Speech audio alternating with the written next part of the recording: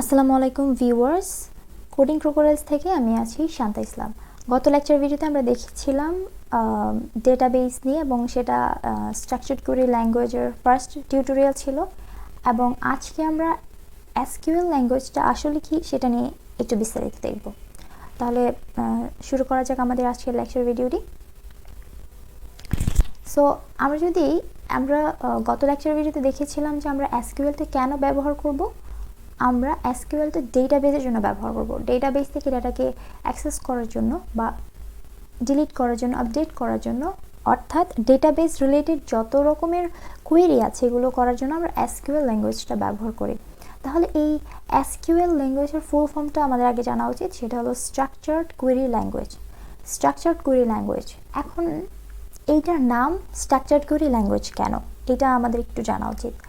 কারণ হলো যে এই স্ট্রাকচার্ড কোয়েরি ল্যাঙ্গুয়েজটা, এটার যে বিভিন্ন কমান্ডগুলো রয়েছে এগুলো যদি আপনারা নেক্সট দেখেন, যখন আমরা শুরু করব তখন দেখতে পারবেন যে আমরা যখন বিভিন্ন কোয়েরিগুলো ব্যবহার করব সেগুলো এতটাই সিম্পল এবং একদম সাধারণ ইংরেজি ভাষার মতো, যেটাকে আমরা বলি, এবং এই ভাষাটা এমন যে কেউ পড়লেই লাইনটা বুঝতে পারবে। যেমন আমরা একটা ইংরেজি ভাষা কোনো কিছু একটা আর্টিকেল পড়ে যেমন সহজেই বুঝি এটার মানে কি, তেমনই হয়তো সাধারণ কেউ যদি ইংরেজি পড়তে জানে, যদি এই লাইনটাকে পড়ে, কোয়েরিগুলোকে যখন পড়বে তারা বুঝতে পারবে আসলে এখানে কি করা হচ্ছে, যেহেতু এটা ইংরেজি ভাষার আদলে তৈরি করা হয়েছে এবং সহজে যে কেউ বুঝতে পারবে, যে কেউ পড়তে পারবে, বুঝতে পারবে। সো এটাকে স্ট্রাকচার্ড কোয়েরি ল্যাঙ্গুয়েজ বলা হয়। আর আরেকটা কারণ হলো এই এসকিউএলটা কিন্তু বেসিকলি এটা কিন্তু এই এসকিউএলটা অ্যাকচুয়ালি এসেছে হলো সিকুয়েল থেকে, এবং এই সিকুয়েলের ফুল ফর্ম হলো স্ট্রাকচার্ড ইংলিশ কোয়েরি ল্যাঙ্গুয়েজ। তো যেহেতু ইংরেজি ভাষার কোয়েরি, একদমই সহজ কথা, ইংরেজি ভাষা থেকে যেহেতু এটা এসেছে, এটাকে স্ট্রাকচার্ড কোয়েরি ল্যাঙ্গুয়েজ বলা হয়, এবং স্বাভাবিক ইংরেজি ভাষা যেটাকে আমরা বলি। ওকে, আর আরেকটা জিনিস হলো এটাকে অনেক সময় স্ট্রাকচার্ড মডেলও বলা হয়। কোনো ক্ষেত্রে এসকিউএল স্ট্রাকচার্ড মডেল ব্যবহার করা হয়। তো স্ট্রাকচার্ড মডেলটা কেননা হলো যে এটা একদম একটা ফিক্সড করা একটা স্পেসে ব্যবহার করা হয়। যেমন যখন আমরা বলবো যে স্ট্রাকচার করে কোথায় ব্যবহার করা হবে, এটার একটাই সেকশন, সেটা হলো এটা ডেটাবেসে ব্যবহার করা লাগবে, এটা অন্য কোথাও আমরা ব্যবহার করি না, শুধুমাত্র ডেটাবেস রিলেটেড কাজে আমরা এটাকে ব্যবহার করতে পারি। এবং আরেকটা জিনিস যেটা হলো যে যখন এবং ডেটাবেসটা কিন্তু ফিক্সড, কারণ ডেটাবেসে হলো ডেটাগুলো টেবিল আকারে সাজানো থাকে। সো এই এনভায়রনমেন্ট, শুধুমাত্র এই টাইপের এনভায়রনমেন্ট ছাড়া অন্য কোথাও এই স্ট্রাকচার্ড কোয়েরি ল্যাঙ্গুয়েজটা ব্যবহার করা যায় না। তো এই জন্য এটাকেও আমরা অনেক সময় স্ট্রাকচার্ড মডেল এখানে ব্যবহার করা হয়, এটা বলা হয়ে থাকে। যেমন আরেকটা ব্যাপার যেটা হলো, যেমন আমরা যারা অন্যান্য প্রোগ্রামিং ল্যাঙ্গুয়েজ সম্পর্কে কিছুটা জানি, যেমন C plus plus, Java, Python, এই ধরনের প্রোগ্রামিং ল্যাঙ্গুয়েজগুলোর ক্ষেত্রে কি হয় যে আমরা যখন এই ধরনের প্রোগ্রামিং ল্যাঙ্গুয়েজগুলো আমরা মাল্টিপারপাসে ব্যবহার করতে পারি। কেননা দেখা গেছে যে আমরা যদি ওয়েব অ্যাপ্লিকেশন বানাতে অথবা ডেস্কটপ অ্যাপ্লিকেশন বানাতে, অ্যান্ড্রয়েড অ্যাপ্লিকেশন বানাতে মাল্টিপারপাসে সেম ল্যাঙ্গুয়েজটা আমরা বিভিন্ন ফরম্যাটে, বিভিন্ন প্ল্যাটফর্মে ইউজ করতে পারছি, কিন্তু এসকিউএলের ক্ষেত্রে কিন্তু তা না, সে শুধু ডেটাবেসের জন্যই ব্যবহার করবে, তার মানে ডেটাবেস। সো এই জন্য এটাকে আমরা ওভারঅল, যেহেতু ইংরেজি ভাষা থেকে এসে এটা ফিক্সড একটা প্ল্যাটফর্মের জন্যই, শুধু ডেটাবেস রিলেটেড কাজের জন্য, সো এটাকে আমরা স্ট্রাকচার্ড কোয়েরি ল্যাঙ্গুয়েজও বলে থাকি। ওকে, সো আমরা গতদিন দেখেছিলাম যে স্ট্রাকচার্ড কোয়েরিটা আমরা অ্যাকচুয়ালি কেন ব্যবহার করব, কারণ হলো যেহেতু এটা ডেটাবেসের সাথে রিলেটেড। সো ডেটাবেসে কী ধরনের অপারেশনগুলো হতে পারে, ডেটাবেসে সাধারণত একটা ডেটাবেসে কি হতে পারে, ডেটাগুলো স্টোর করা, ডেটাগুলোকে আপডেট করা, ডিলিট করা, এই ধরনের কাজগুলো একটা ডেটাবেসে স্বাভাবিকভাবে হবে। সো একটা ডেটাবেস ম্যানিপুলেশনের জন্য আমরা হলো এই এসকিউএল ল্যাঙ্গুয়েজটা ব্যবহার করে থাকি। ওকে, তো আবার আমরা যদি এই লাইনটা দেখি, structured model because fixed data model, এটা আমরা অলরেডি আলোচনা করে ফেলেছি, এটা ফিক্সড ডেটা মডেল, তাই যেহেতু ফিক্সড ডেটা মডেল এই জন্য এটাকে স্ট্রাকচার্ড মডেল বলা হয়। আর এবং এটা হলো বিভিন্ন ডেটা শেয়ার করা, ডেটা ম্যানেজ করা, পার্টিকুলার ডেটাগুলো কীভাবে, কোথায়, কোন পার্টিকুলার ডেটার জন্য ব্যবহার করা হচ্ছে, যেগুলো হলো রিলেশনালভাবে থাকবে, রিলেশনাল ডেটাবেস ম্যানেজমেন্ট সিস্টেম। আর আমরা জানি কি, যখন একটা ডেটাবেস ডেটাগুলো টেবিল আকারে স্টোর হচ্ছে, যখন ডেটাগুলো টেবিল আকারে স্টোর হচ্ছে, সেখানে আমরা হলো ওই ডেটাবেসটাকে বলে হলো রিলেশনাল ডেটাবেস মডেল। কারণ টেবিলগুলো প্রত্যেকটার সাথে, টেবিলগুলোকে অ্যাকচুয়ালি একটা রিলেশন বলা হয়, টেবিলগুলোকে একটা রিলেশন বলা হয়, বা টেবিলও আমরা বলে থাকি সাধারণ ভাষায়। সো যেহেতু টেবিলগুলো রিলেশন একটা, সো এগুলোকে রিলেশনাল ডেটাবেস মডেলও বলা হয়ে থাকে। ওকে, সো আমরা আরও কিছু এক্সাম্পল দেখে নিই। যেমন এখন কথা হলো যে নর্মাল যখন আমরা টেবিলের কথা বলি তখন কিন্তু আরেকটা জিনিস আমাদের মাথায় আসতে পারে, সেটা হলো স্প্রেডশিট বা মাইক্রোসফট এক্সেল। এটার সম্পর্কে আমরা সবাই পরিচিত, তাই না? তো মাথায় আসতে পারে যেহেতু টেবিল আকারে ব্যবহার করি, তো আমাদের কাছে তো স্প্রেডশিট থাকে, তাহলে কেন আমরা আবার ডাটাবেসকে আলাদা করে ব্যবহার করছি টেবিল আকারে স্টোর করার জন্য? আমরা স্প্রেডশিটে ডেটা স্টোর করব। হ্যাঁ, স্প্রেডশিটেও ডেটা স্টোর করা যায়, কিন্তু যখন আমাদের ডেটার অ্যামাউন্টটা যখন অনেক বেশি বড় হয়, অনেক বেশি বলতে মিলিয়ন বিলিয়ন ডেটার প্রয়োজন হয় স্টোর করার আগে, বিভিন্ন ফরম্যাটসের ডেটা স্টোর করতে হয়, সেখানে ইমেজ থাকতে পারে বা ভিডিও থাকতে পারে, এবং এগুলোর ফাইল সাইজ কিন্তু অনেক সময় অনেক বেশি বড় হয়। কিন্তু সেই ধরনের, এবং যখন ফর এক্সাম্পল যখন ফেসবুকের ডেটার কথা বলা হয়, সেখানে প্রতিদিন লক্ষ লক্ষ মানুষ ফেসবুক ব্যবহার করছে, তাদের ব্যবহৃত ডেটা, তাদের স্টোর করা ডেটা, অনেক কিছু, এত কিছু স্টোর করা একটা স্প্রেডশিটের মধ্যে, সেখান থেকে এগুলো ম্যানিপুলেশন করা কখনোই পসিবল না, এটা অনেক বেশি টাফ।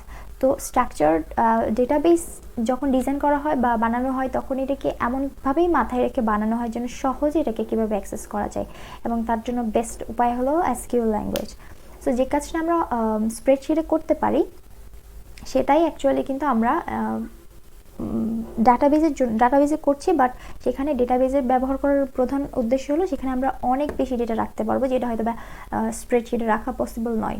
ওকে, ফর এক্সাম্পল আরেকটা এক্সাম্পল দেখা যাক যে আমরা ডেটাবেজে এসকিউএলটা কেন ব্যবহার করা লাগতে পারে। যেমন একটা কোম্পানিতে অনেক এমপ্লয় থাকতে পারে, তারা হয়তো বা অনেক বছর ধরে এই কোম্পানিতে জব করছে, তো তাদের একটা হিস্ট্রি কিন্তু প্রত্যেকটা কোম্পানিতেই থাকে। তো এখন আমার এমন একটা প্রয়োজন হলো যে আমি দেখতে চাচ্ছি যে আগামী গত 5 বছর ধরে আমাদের এখানে যারা ক্লায়েন্টরা কাজ করছে, তারা কি পরিমাণ স্পেন্ড করছে, তারা কি পরিমাণ স্যালারি পাচ্ছে, বা কার দ্বারা কী পরিমাণ বেনিফিট হচ্ছে, এগুলো হয়তো বা কোনো না কোনো একটা ডেটাবেসে আমরা স্টোর করলাম। তো এসকিউএল যদি আমরা নর্মালি এগুলো যদি একটা স্প্রেডশিটে স্টোর করতাম, সেখান থেকে ফাইন্ড আউট করা যে একটা স্পেসিফিক কন্ডিশনের উপর ভিত্তি করে ফাইন্ড আউট করাটা অনেক বেশি টাফ হয় যখন অনেক বেশি ডেটা হয়। ফর এক্সাম্পল যে গত শতকে বা গত 5 বছরে যারা হলো, যেমন আমরা এখানে এক্সাম্পল দিয়েছি যে গত 5 বছরে যদি কেউ অ্যাটলিস্ট $5,000 করে যদি স্পেন্ড করে একটা কোম্পানির জন্য, তাহলে তাদেরকে আমরা খুঁজে বের করবো ওই লিস্টটা, যে কারা এরকম লিস্টের মধ্যে পড়ে। তো সেক্ষেত্রে এসকিউএলে কিছু ইজি কিছু স্ট্রাকচার রয়েছে বা ইজি কিছু রুলস রয়েছে, যার মাধ্যমে আমরা ওই কমান্ডটা লিখলাম, বাস হয়ে গেল আমাদের ওই পুরো, আমরা সহজে পুরো একদম আমরা যেভাবে চাচ্ছিলাম সেভাবে সবভাবেই একদম সব তথ্যগুলো চলে আসবে। মোট কথা হলো, এর যেহেতু ইংরেজি ভাষায় লেখা হয়, এবং আমরা আগেই বলেছি এটা এমন ইংরেজি ভাষা এবং এমনভাবে লেখা হয় যে কেউ পড়লে এটা বুঝবে, তার মানে হলো স্ট্রাকচার করে ব্যবহার করে আমরা ইজিলি ইনস্ট্যান্টলি যে কোনো কন্ডিশনের তথ্যগুলো কিন্তু সহজে বের করতে পারবো। ডেটাবেজের ক্ষেত্রে কিছু ফিক্সড এবং হয়তো যে কোনো টাইপভাবে যে কোনোভাবে পসিবল না, একটু বেশি টাফ হবে, এবং অনেক বেশি ডেটার ক্ষেত্রে এটা অনেকটাই বেশি মুশকিল। ওকে, সো আমরা নেক্সট দেখি, যেটা হলো ডেটাবেজের দুইটা ইম্পর্টেন্ট দুইটা ফিচার্স, যেটা হলো domain specific language and declarative language. Domain specific নিয়ে আমরা অলরেডি,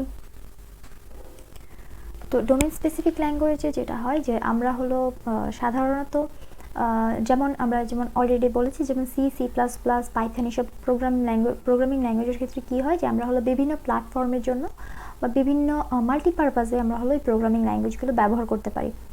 তো কিন্তু এসকিউএলের ক্ষেত্রে কিন্তু তা হয় না, এটা শুধুমাত্র রিলেশনাল ডেটাবেস মডেলের ক্ষেত্রেই ব্যবহার করা যাবে। সো এটা ডোমেইন স্পেসিফিক, এবং স্পেসিফিক মানে একটা কাজের জন্যই স্পেসিফিক, মাল্টিপারপাসে এটা আমরা ব্যবহার করতে পারবো না। আর আরেকটা জিনিস হলো ডিক্লারেটিভ ল্যাঙ্গুয়েজ।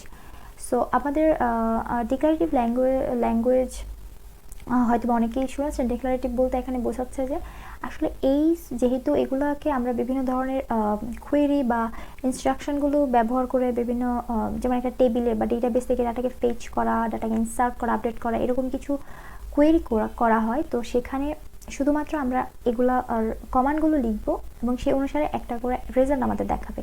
তাহলে এখানে কি হয় যে এই ধরনের ডেটাবেসে আমরা আমরা দেখি শুধু যে ডেটাগুলো কি করছে, তারা আসলে কি করছে সেটা আমরা দেখি, কিন্তু কিভাবে করছে সেটা আমাদের ফোকাস থাকে না। ডিক্লারেটিভ ল্যাঙ্গুয়েজ ক্ষেত্রে হয় যে আমাদের মেইন ফোকাসটা থাকে একটা ওই কাজটা কিভাবে হচ্ছে সেটা আমরা ফোকাস করি না, কি হচ্ছে সেটা আমরা করি। যেমন আমরা যদি বলি যে একটা টেবিলকে খুঁজে বের করে দাও, টেবিলের সব ইনফরমেশন খুঁজে বের করে দাও, তার জন্য আমরা একটা লাইন লিখি, কোয়েরি লিখলে সেই ডাটাটার পুরো টেবিলটাকে ওই নামের ব্যক্তির বা পুরো টেবিলটাকে খুঁজে নিয়ে আসবে, মানে আমরা যে ইনস্ট্রাকশন দেবো সেটাকে খুঁজে নিয়ে আসবে। তাহলে এটি কীভাবে করছে সেটা নিয়ে আমাদের মাথা ব্যথা থাকার প্রয়োজন হয় না, কি করছে সেটা আমাদের মেইন ফোকাস থাকে। এবং যে প্রোগ্রামেটিক অন্যান্য যে প্রোগ্রামগুলো থাকে যেমন সি প্লাস প্লাস, পাইথন, এই সকল ক্ষেত্রে হয় যে প্রসিডিউরাল ল্যাঙ্গুয়েজ বলা হয় এগুলাকে। কেন প্রসিডিউরাল বলা হয়? কারণ এই ধরনের প্রোগ্রামিং ল্যাঙ্গুয়েজগুলোতে হয় যে আমাদের এটাও মাথায় রাখতে হবে এই জিনিসটা কিভাবে করতে হবে, কি করতে হবে, সব কিছু একসাথে মাথায় রাখতে হবে। এই প্রোগ্রামিং ল্যাঙ্গুয়েজগুলো বলে যে এটা কীভাবে করতে হবে, কি করতে হবে, সেটাও দুইটাই ফোকাসে রাখতে হয়। ফর এক্সাম্পল যে আমাদের হলো একটা সংখ্যার ফ্যাক্টোরিয়াল বের করতে হবে। আচ্ছা ওকে, ফ্যাক্টোরিয়াল সম্পর্কে হয়তো বা অনেকেই জানেন, আর যদি না জেনে থাকেন ফ্যাক্টোরিয়াল কি একটু দেখে নিতে পারেন। আমি এখানে এক্সাম্পল হিসেবে জাস্ট ব্যবহার করছি। তো ধরেন আমাদের একটা সংখ্যার ফ্যাক্টোরিয়াল বের করতে হলো। আচ্ছা আমি একটু বলি তাহলে হয়তো বা জিনিসটা ক্লিয়ার হবে। যেমন ধরুন আমার কাছে একটা সংখ্যা আছে 5, তো আমাকে বলা হলো এই 5-এর ফ্যাক্টোরিয়ালটা বের করার জন্য। এইভাবে থাকে 5 ফ্যাক্টোরিয়াল বলতে বোঝায় যে আমরা কোনো কিছু সংখ্যাগুলো গুণ করব, কোন পর্যন্ত ওই সংখ্যা থেকে 1 পর্যন্ত সংখ্যাগুলোর গুণফলকে ওই সংখ্যার ফ্যাক্টোরিয়াল বলছি 4। তাহলে ওই সংখ্যা থেকে 1 পর্যন্ত 5 4 3 2 and 1 এই পর্যন্ত, তো এই সংখ্যাগুলো গুণ করলে যে রেজাল্ট আসবে সেটাকে আমরা বলি 5 ফ্যাক্টোরিয়াল রেজাল্ট। সো এখন আমাদের ফার্স্টে জানতে হচ্ছে যে ফ্যাক্টোরিয়াল জিনিসটা কিভাবে করতে হবে সেটা আমাদের অবশ্যই জানতে হবে। প্রসিডিউর না জানলে সেটা কিন্তু আমরা ল্যাঙ্গুয়েজের উপর ব্যবহার করতে পারবো না। এবং এটা কি করতে হবে, কি হবে, পুরো দুইটা অ্যান্সারে আমাদের দিচ্ছে, কিভাবে করব, কি হবে। কিন্তু যখনই ডিক্লারেটিভ ল্যাঙ্গুয়েজের ক্ষেত্রে আসে এগুলো কিন্তু হলো প্রসিডিউরাল হলো how to do, what to do, দুইটাই মাথায় রাখতে হবে। আর ডিক্লারেটিভের ক্ষেত্রে হোয়াট টু ডু, জাস্ট এটা আমরা ফোকাস করি what to do, not how to do কীভাবে করা হয় সেটা নিয়ে আমরা ফোকাস করি না। ডিক্লারেটিভ, তাহলে এসকিউএল হলো একটা ডিক্লারেটিভ ল্যাঙ্গুয়েজ। কারণ আসলে নেক্সট ভিডিওগুলোতে যখন আমরা বিভিন্ন কোয়েরি করব তখন আপনারা দেখতে পারবেন যে আমি একটা লাইন লিখলাম, ওই লাইন হিসেবে সে কিছু রেজাল্ট দিল, একটা লাইন লিখলাম সেই হিসেবে একটা রেজাল্ট দিল, একটা টেবিল থেকে একটা কিছু খুঁজে দিল, একটা টেবিল থেকে এখানে হয়তো একটা কিছু টেবিল আছে, আমি বললাম যে এই 2 নাম্বার রোতে যে ব্যক্তি আছে তার তথ্য দাও, আমি লিখলাম চলে আসলো। এখানে কি করছি সেটা হোয়াট উই আর ডুইং, এটা হলো মেইন ফোকাস। বাট কীভাবে করছি সেটা আসলে আমাদের খুব একটা চিন্তার বিষয় না। কিন্তু যখনই আমরা প্রসিডিউরাল ল্যাঙ্গুয়েজের কথা বলবো সেখানে what to do, how to do দুইটাই ফোকাস করা লাগবে। সো এই গেল আমাদের হলো কি এসকিউএল কি তার বেসিক জিনিসটা। তাহলে আমরা আরেকবার দেখে নিই যে এসকিউএল কি একটা স্ট্রাকচার কোয়েরি ল্যাঙ্গুয়েজ, এবং এটা হলো সিকুয়েল, এই শব্দটা থেকে এসেছে। সিকুয়েলের শর্ট ফর্ম বলতে পারি এসকিউএল, পরবর্তীতে এটার নামটা চেঞ্জ করা হয়েছে অবশ্য। আর সিকুয়েলের ফুল ফর্ম হলো স্ট্রাকচার ইংলিশ কোয়েরি ল্যাঙ্গুয়েজ, যেহেতু ইংরেজি ভাষার সাথে রিলেটেড তাই এটাকে সিকুয়েল বা এসকিউএল বলা হয়। এবং এটাকে স্ট্রাকচার্ড মডেল হিসেবে বলার আরেকটা মেইন কারণ হলো কারণ এখানে একদম ফিক্সড করা একটা প্ল্যাটফর্মে এটা ব্যবহার করা হয়, বা এটা মাল্টিপারপাস আমরা ব্যবহার করি না। আরেকটা জিনিস হল যে কাজটা আমরা হলো স্প্রেডশিটে করতে পারি সেটা ডেটাবেজে করি, কিন্তু স্প্রেডশিটে করি না কেন? কারণ হলো আমরা তো জানি লার্জ অ্যামাউন্ট অফ ডেটাবেস মানে যেখানে হলো আনলিমিটেড ডেটা থাকবে, অসংখ্য পরিমাণ ডেটা থাকবে, যেটা হয়তো বা স্প্রেডশিটের মাধ্যমে করাটা পসিবল নয়। ওকে, সো তো এবং অনেক ডেটা যখন থাকে সেখান থেকে কোয়েরি ল্যাঙ্গুয়েজ ব্যবহার করে সহজেই আমরা ডেটাবেস না হলে সেটাকে ব্যবহার করতে পারবো না। যে কোনো টাইপের কোয়েরি কন্ডিশন ব্যবহার করে আমি যেভাবে চাই সেভাবে করে খুঁজে বের করতে পারবো, যেহেতু এটা ইংরেজি ভাষায় লিখিত একটা প্রোগ্রাম। তো এটা সহজ হয় কোয়েরি ল্যাঙ্গুয়েজে, কিন্তু এই কোয়েরি ল্যাঙ্গুয়েজ যদি আমি স্প্রেডশিটে ব্যবহার করতে চাই সেটা আসলে কাজ করবে না। সো সব মিলিয়ে এই আমাদের গেল হলো স্ট্রাকচার কোয়েরি ল্যাঙ্গুয়েজের খুবই বেসিক জিনিস, যেটা একদম কোয়েরিগুলো ব্যবহার করার আগে না জানলেই নয়। যদি আমাদের ভিডিওটা আপনাদের ভালো লেগে থাকে অবশ্যই আমাদের চ্যানেলকে সাবস্ক্রাইব করতে ভুলবেন না, এবং অবশ্যই আপনাদের মতামত দিবেন যে আমাদের আরও আপনারা কোন বিষয়ের উপর ভিডিও চান। সো আজকে পর্যন্তই, সবাই ভালো থাকবেন, সুস্থ থাকবেন। থ্যাংক ইউ সবাইকে, আসসালামু আলাইকুম।